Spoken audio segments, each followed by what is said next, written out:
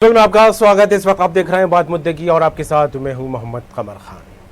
Corona महामारी ने सबको झकझोर कर रख दिया है। संक्रमितों से लेकर परिजन और दूसरे लोग भी कोविड संकट में काफी परेशान रहे। पूरी दुनिया के साथ भारत में भी दूसरी लहर ने खासा कहर बरपाया। कई ने अपनों को खोया तो कई की आर्थिक स्थिति बिगड़ गई। लेकिन इन तमाम परिस्थितियों के बीच मध्य प्रदेश से अच्छी खबर है। राज्य में संक्रमित मरीजों का आंकड़ा लगातार गिरता जा रहा है और कोरोना को मात देने वाले मरीजों की संख्या भी लगातार बढ़ने लगी है। वहीं आर्थिक गतिविधियां भी अब धीरे धीरे पटरी पर लाने की कवायदें तेज होती दिखाई देने लगी। गाइडलाइन के बीच बाजारों और अन्य जगहों को अनलॉक करने की प्रक्रिया शुरू हो गई है। दूसरी लहर को लेकर हालात भले ही संभल रहे हैं, लेकिन मध्य प्रदेश के ज्यादातर जिलों से खुशगवार खबरें भी सामने आने लगी हैं। कोरोना अभी पूरी तरह से खत्म नहीं हुआ है और ऐसे में तीसरी लहर की संभावनाएं भी लगातार बनी हुई हैं। इस थर्ड वेव को रोकने और दूसरी लहर से निजात पाने के लिए शासन और प्रशासनिक स्तर पर तैयारियां भी जारी हैं। वहीं वैक्सीनेशन को लेकर भी गंभीरता से कदम उठाए जा रहे हैं और लोगों से वैक्सीन लगवाने की लगातार अपील की जा रही है। कोरोना को लेकर समीक्षा लगातार की जा रही है और हालात को देखते हुए समय समय पर गाइडलाइन भी जारी की जा रही है। वहीं अभी भी बेफिक्र न होते हुए सावधानी बरतने की बेहद जरूरत महसूस हो रही है। ऐसे में क्या कुछ स्थिति और क्या कुछ अभी फिलहाल मध्य प्रदेश में कोरोना संक्रमण को लेकर देखने को मिल रहा है, इस पर चर्चा आगे बढ़ाएंगे। मेहमान जुड़ेंगे, लेकिन उससे पहले देखेंगे ये खास रिपोर्ट।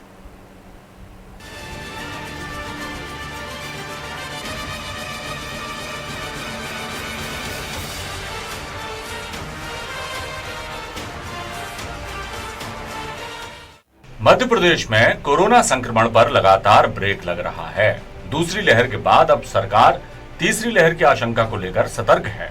इसी के चलते सीएम शिवराज सहित अन्य मंत्री भी पूरी तैयारी में लगे हैं। सीएम शिवराज लगातार बैठकें कर रहे हैं। क्राइसिस मैनेजमेंट कमेटी का काम खत्म नहीं हुआ। यह हमारा ऐसा ढांचा बन गया है, ऐसा संगठन बन गया है जिसको हम बनाए रखना चाहते हैं। यह अब लगातार काम करेगा। मुझे पूरा विश्वास है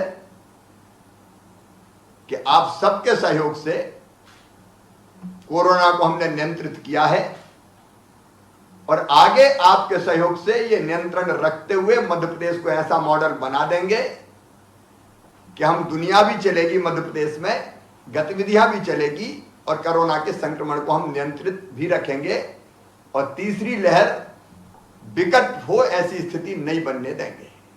पिछले 24 घंटों के आंकड़ों पर गौर किया जाए तो ये काफी अच्छी खबर लेकर आए हैं। बीते 24 घंटों में प्रदेश के 52 जिलों में से 13 जिलों में कोरोना का एक भी संक्रमित नहीं मिला। वहीं शनिवार को कोविड-19 के 96 नए मामले इंदौर में आए, जबकि भोपाल में 93 और जबलपुर में 23 नए मामले सामने आए हैं। मध्य प्रदेश में कुल कोरोना के आंकड़े हैं 7,87,909। 7,74,600 मरीज स्वस्थ होकर घर लौटे। पिछले 24 घंटों में इस बीमारी से प्रदेश में 24 की मौत। प्रदेश में अब तक इस बीमारी से मरने वालों की संख्या 8,534। कोरोना की दूसरी लहर अब सुस्त पड़ चुकी है। वहीं लॉकडाउन में भी छूट दी जा रही है। भोपाल में अब सिर्फ संडे को ही लॉकडाउन है। बाकी अन्य जिलों में बाजार सशर्त खोलने लगे हैं। सरकार लगातार कोरोना संक्रमण पर नजर बनाए हुए है, जबकि तीसरी वेव को लेकर व्यवस्थाओं और वैक्सीनेशन पर पूरा फोकस है। News world desk.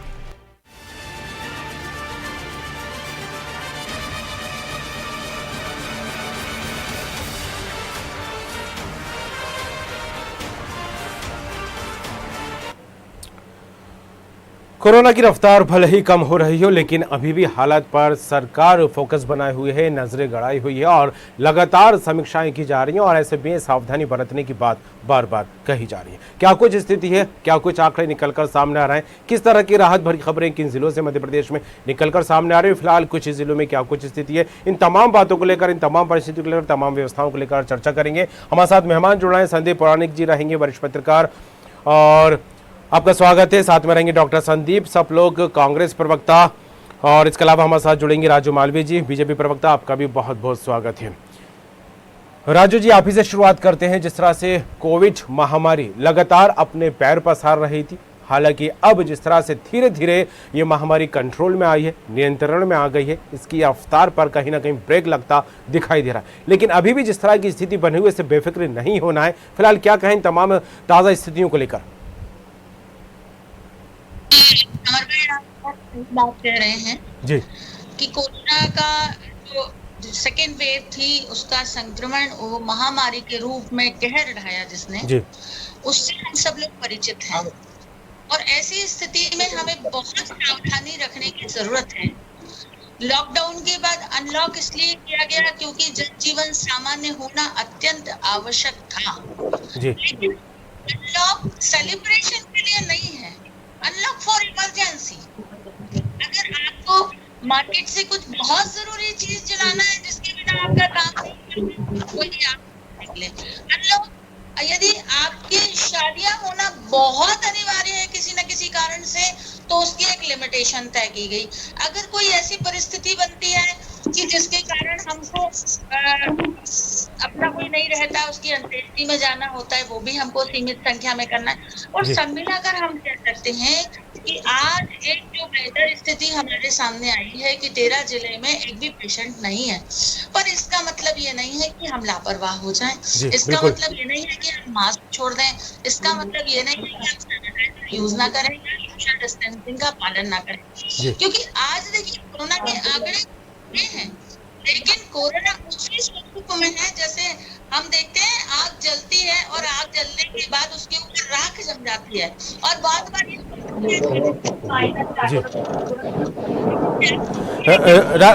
Raju ji, आपकी आवाज़ सही नहीं मिल रही है, साफ नहीं मिल रही है। मैं अभी रुक करता हूँ।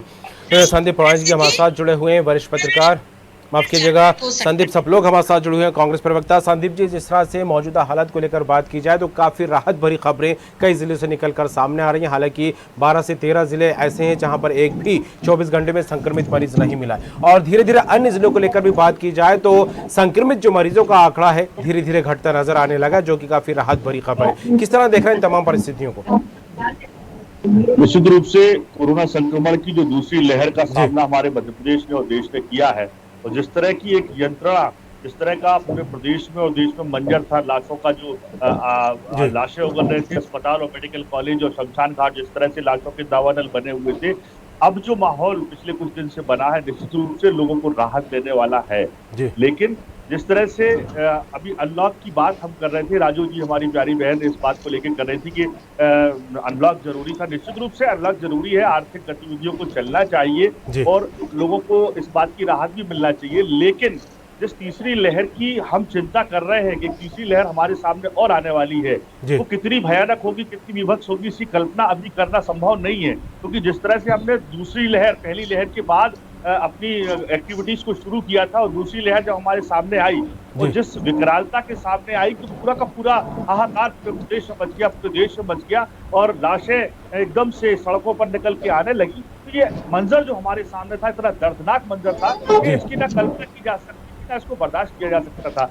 इसी तरह से तीसरी लहर को लेके हमारी कोई कल्पना नहीं है कि किस तरह का तीसरी लहर का प्रकोप होगा, किस तरह की उसकी आक्रमण रहेगा। मैं तो ईश्वर से प्रार्थना करूंगा इस तरह की कोई तीसरी चौथी लहर, बिल्कुल सभी यही प्रार्थना कर रहे हैं संदीप जी। बिल्कुल संदीप जी, जिस तरह से परिस्थितियों को लेकर बार बार बात कही जा रही है, लेकिन जब पहली लहर आई थी, कोविड सबके लिए नया था, वो इंतजाम नहीं थे, वो तैयारियां नहीं थी तो कोविड-19 से लड़ा जा सके। हालांकि पहली लहर ने काफ़ी कुछ सिखाया, काफ़ी कुछ अनुभव निकलकर सामने आए।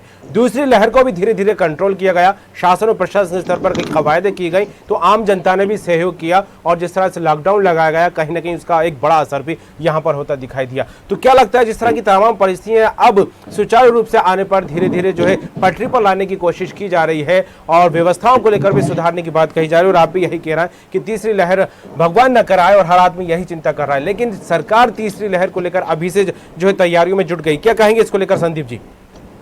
जिस तरह से दूसरी लहर में हमने जिस तरह की समस्याओं का सामना किया, पूरे प्रदेश में लोगों के पास ना बेड थे अस्पतालों में, ना ऑक्सीजन था, ना दवाइयां थी, ना इंजेक्शन थे और सरकार की विफलता सामने आई थी।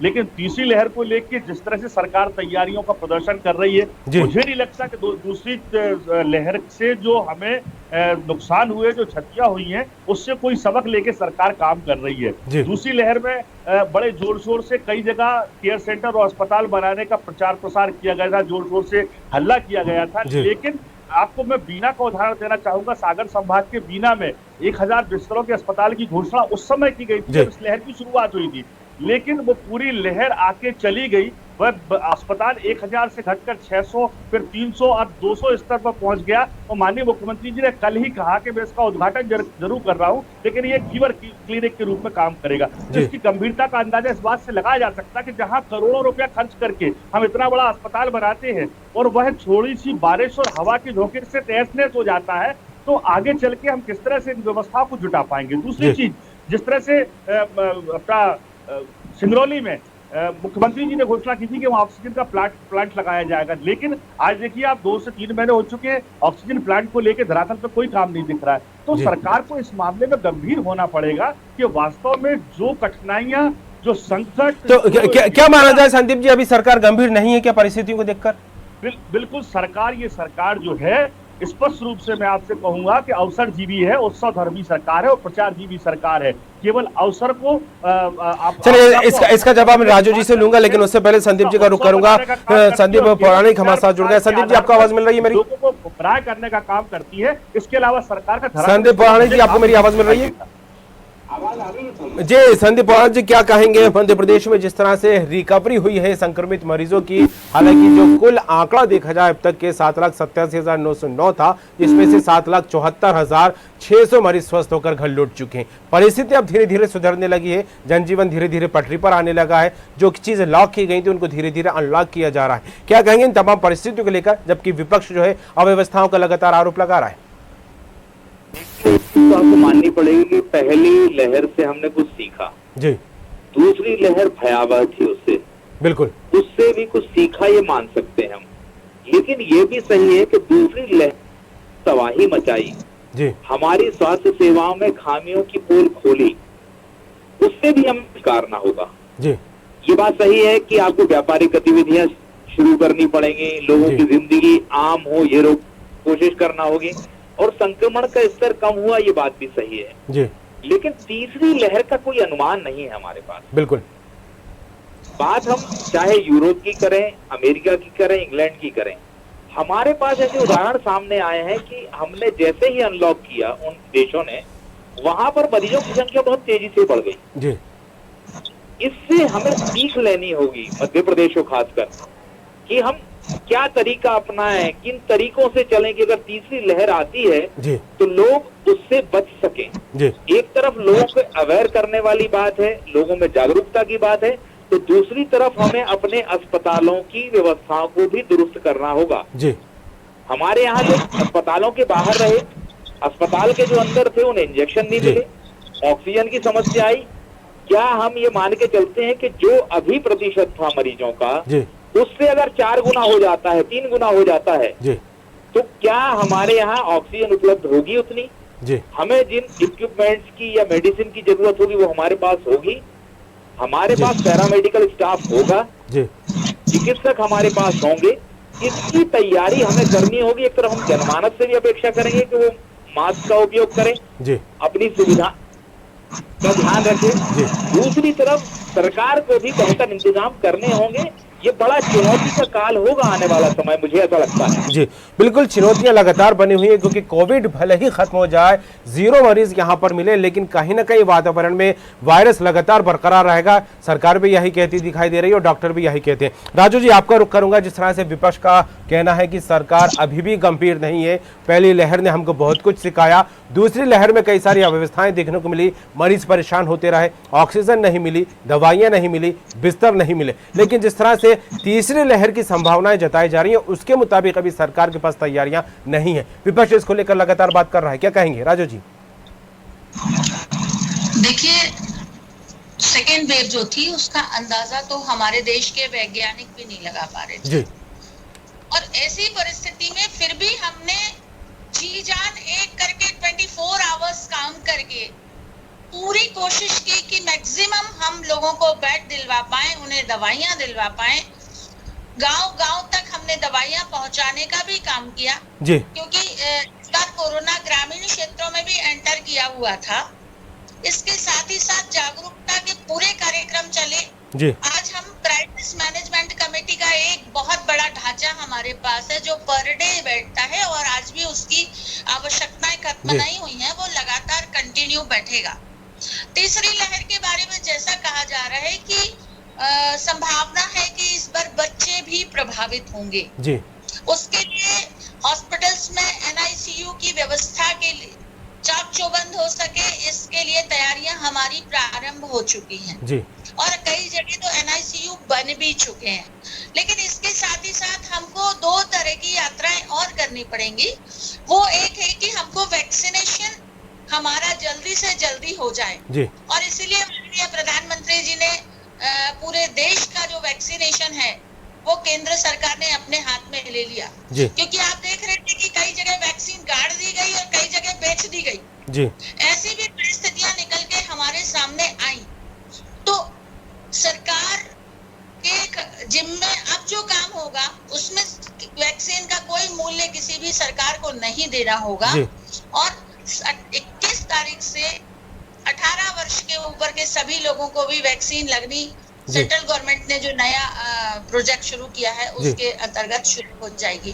बिल्कुल राजू जी, वैक्सीन को लेकर अभियान चलाया जा रहा है, वैक्सीन को लेकर गंभीरता से कदम उठाए जा रहे हैं और बार बार यही ताकीद की जा रही है राजू जी, बार बार अपील की जा रही है कि देश के हर एक नागरिक को वैक्सीन लगवानी है। हालांकि अभी 18 साल का क्राइटेरिया जो है तय किया गया है, लेकिन ऐसे में वैक्सीन को लेकर अभी भी कुछ लोग जो जागरूक हो गए वो तो वैक्सीनेशन करवा रहे हैं, लेकिन अभी भी कहीं ना कहीं भ्रम बना हुआ है। इसको लेकर क्या कुछ कहेंगे, इसको किस तरह इस भ्रम को दूर करने की कोशिश की जा रही है? उसके बारे में भ्रम फैलाने का काम जी। जिन्होंने किया है, जिन्होंने वो पाप किया है, उनको ना तो जनता छोड़ेगी ना ईश्वर छोड़ेगा। जी लेकिन मेरे साथी कांग्रेस के प्रवक्ता जिस तरह से बात कर रहे हैं, उन्हें तो बात करने का अधिकार ही नहीं है। पहले तो वैक्सीन पर भ्रम फैलाया, पहले तो भाजपा की वैक्सीन कही गई, उसके बाद वैक्सीन का मिसयूज किया गया, उसको बेच दिया गया, राजस्थान में गाड़ दिया गया, पंजाब में बेच दिया। इस तरह के दुर्भाग्यपूर्ण हरकतें भी की गई हैं जो किसी जिम्मेदार दल के लोगों से अपेक्षा नहीं की जा सकती। लेकिन हाँ, मैं यहाँ पर राजनीति से ऊपर उठकर उन सब लोगों का भी धन्यवाद करना चाहूंगी जिन सब लोगों ने कोरोना की इस महामारी में आगे बढ़कर के मानवता के लिए काम किया। लेकिन इसके साथ ही साथ हमको आज मार्केट में भी व्यवस्था हमने करी है कि पहले सबसे पहले उन लोगों को वैक्सीन लगेगी तभी दुकानदार और दुकान के अंदर के लोग काम कर पाएंगे। ऐसे लगातार वैक्सीनेशन भोपाल में कितने लोगों को लगवा दी आपने वैक्सीन अनलॉक करने के पहले? इसके आंकड़े हैं आपके पास क्या? दीप जी, आपने देखा नहीं शायद बैरागढ़ में ये पूरा प्रक्रम चला, सिटी में ये प्रक्रम चला। बिल्कुल नहीं, तमाम परिस्थिति में राजू जी एक बात और निकलकर सामने आती है कि इस लड़ाई में हर एक की अपनी एक जिम्मेदारी है, सावधानियां बरतना है और जिस तरह से बात की जाए कि जागरूक करना है। लेकिन विपक्ष की जिम्मेदारी को लेकर विपक्ष ही बात कर लेते हैं। क्या कहेंगे संदीप? सब लोग जी जिम्मेदारियों की जब बात निकलकर सामने थी, विपक्ष के नाते क्या कुछ जिम्मेदारी निभाते नजर आ रहे हैं आप? चाहिए तो उस समय आपने बात मानी, जब कोर्ट ने आपको फटकार लगाई, कोर्ट ने जब आपको डंडा मारा, तब आप कहते हैं कि हर आदमी को वैक्सीन लगना चाहिए। ये शर्मनाक और दुर्भाग्यपूर्ण भारतीय जनता पार्टी के लोगों के लिए इस तरह का दुष्प्रचार करके को गुमराह करने का काम भारतीय जनता पार्टी और सरकार में बैठे हुए लोग करते हैं। चलिए आंकड़ों की आप बात कर रहे हैं संदीप जी, मैं आपका आंकड़ों से भी जवाब ले लेता हूं। किस तरह के आंकड़े आपके पास हैं, चाहे वैक्सीनेशन को लेकर की जाए या अन्य बातों को लेकर? लेकिन जब जिम्मेदारियों की बात आती है, विपक्ष क्या कुछ जिम्मेदारी निभा रहा है इस संकट काल में? लग रहा है तो दूसरा डोज लग गया तो कभी कोवैक्सीन। संदीप सब लोग जी जी कामराज जी संदीप जी क्या कहेंगे जिम्मेदारियों को लेकर? और आंकड़ों की आप बार बार बात कहते नजर आ रहे हैं, किस तरह के आंकड़े आपके पास हैं? और जिम्मेदारियां जब इस संकट काल में सामने आती हैं तो आम नागरिक की भी जिम्मेदारी है, जनप्रतिनिधियों की भी जिम्मेदारी है, डॉक्टरों की भी जिम्मेदारी है, शासन प्रशासन स्तर पर भी जिम्मेदारियों की बात आ रही है। तो विपक्षी होने के नाते आप क्या कुछ जिम्मेदारी निभा रहे हैं इस संकट काल में? ये राष्ट्रीय आपदा का मुद्दा है, ये पक्ष विपक्ष का मुद्दा कतई नहीं है, ये जनहित का मुद्दा है, राष्ट्र हित का मुद्दा है। क्योंकि अगर हम जन को बचा पाएंगे तो राष्ट्र को बचा पाएंगे और राजनीति कर पाएंगे। इसलिए राजो मालवीय जी और भारतीय जनता पार्टी के लोग इसमें राजनीति करते हैं तो करते रहे। कांग्रेस पार्टी जनता की चिंता की बात करती है। मैं दावे से कहता हूँ आपने बोल दिया, प्लीज मुझे बोल लेने दीजिए। जी ये आपकी बहुत राजू जी, वक्त रहा तो मैं आपके पास फिर आऊंगा। राजू जी फिर आऊंगा मैं। वाले को नहीं बोलने देते। कमर खान जी थोड़ा सा जी। रोकिए आप राजू जी को, नहीं तो मैं कुछ करता हूँ। जी। मेरी बात को सुनिए ना आप। जी बात जारी रखिए आप संदीप जी। नहीं आप भागने की बात, पलायनवादी प्रवृत्ति मत बताइए आप। जी। नहीं बहन जी, आपसे हाथ जोड़ के निवेदन कर रहा हूँ, ये पलायनवादी प्रवृत्ति होती है कि आप सामने वाले की बात को सुनने चले के बजाय- राजू जी संदीप जी, यहाँ दोनों को मैं रोकना चाहूंगा क्योंकि वक्त कम है। अंतिम एक छोटी सी प्रतिक्रिया संदीप पुराणिक जी से लेना चाहूंगा। संदीप जी, काफी अच्छी बात है, काफी अच्छी खबर जिलों से निकलकर सामने आ रही है कि अब संक्रमण की जो रफ्तार है कहीं ना कहीं उस पर ब्रेक लगता नजर आ रहा है। लेकिन इन तमाम परिस्थितियों के बीच अभी भी समीक्षाएं लगातार जारी है और समय समय पर गाइडलाइन भी जारी की जा रही है। सावधानी बरती जाए, अभी भी इस बात को लेकर भी बार बार ताकीद की जा रही है। क्या कहेंगे कम शब्दों में, क्या कुछ कहना चाहेंगे आप संदीप पुराणिक जी? कहा कि सुरक्षा की बात है, कौन सा संदेश देना चाहती है आप? और आपकी संदीप पार्टी- पुराणिक जी, कम शब्दों में अंतिम प्रतिक्रिया आपसे लूंगा मैं, वक्त कम है। संदीप जी आपका आवाज मिल रही है? पुराणिक जी आपका आवाज मिल रही है?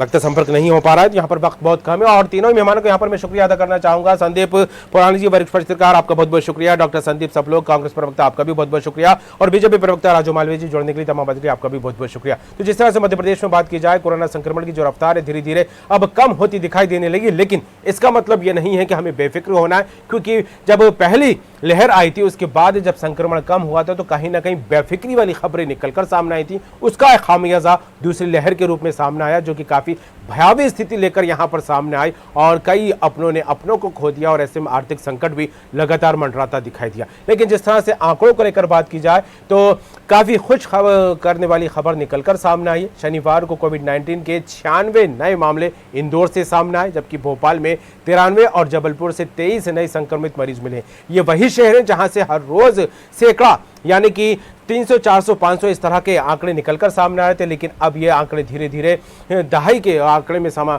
जो है परिवर्तित हो गए। और ऐसे में कुल आंकड़ों को लेकर बात की जाए तो 7,87,909 संक्रमित मरीज अब तक मध्य प्रदेश में देखे गए और इसके अलावा 7,74,600 मरीज स्वस्थ हुए हैं, जो कि अपने घर लौट चुके हैं। उन्होंने कोरोना को मात दी है। लेकिन जिस तरह से अभी हालात बने हुए हैं, इससे बेफिक्री नहीं अपनाना है, क्योंकि बेफिक्र अगर हुए तो कहीं ना कहीं अगर बड़ी चूक होती है तो बड़े संकट एक बार फिर सामने आ सकता है। क्योंकि इन तमाम परिस्थितियों के बीच भी तीसरी वेव को लेकर यानी कि तीसरी लहर को लेकर भी संभावनाएं लगातार बनी हुई और इसको लेकर सावधानी अभी से ही बरतनी होगी। वैक्सीनेशन को लेकर बार बार सरकार कह रही है, इसको लेकर गंभीरता से कदम उठाने होंगे। वैक्सीन लगवानी होगी, क्योंकि यही एक अभी अचूक दवा मानी जा रही है कोरोना से निपटने को लेकर, क्योंकि इंटरनल पावर जो है इस वैक्सीन से ही बढ़ रही है, जो कि कोरोना की लड़ाई में काफी सहायक सिद्ध होगी। फिलहाल अब देखने वाली बात होगी कि इसको लेकर आगामी दिनों में क्या कुछ गाइडलाइन निकलकर सामने आती है। लेकिन जिस तरह से जागरूकता के चलते कोरोना को हम धीरे धीरे मात दे रहे हैं, इस जागरूकता को बरकरार रखना है और गाइडलाइन को लगातार पालन करते हुए आगे बढ़ना होगा, तभी इस कोरोना को जो है हराया जा सकेगा और हम एक बड़ी जीत यहां पर दर्ज करेंगे। बात मुद्दे की फिलहाल इतनी, खबरों का सिलसिला लगातार जारी रहेगा, बने रहिए।